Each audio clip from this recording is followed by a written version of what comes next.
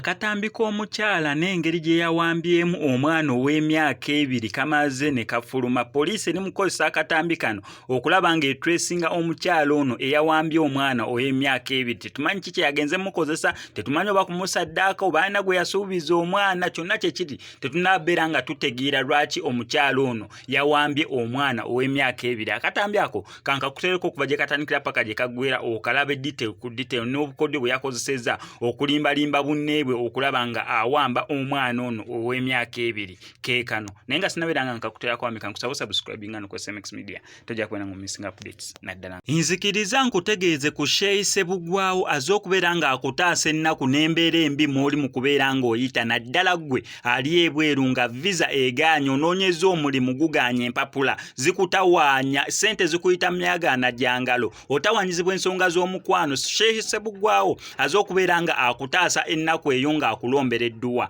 Mukubireko ku ennamba y'essimu tojja kubeera nga wejjusa.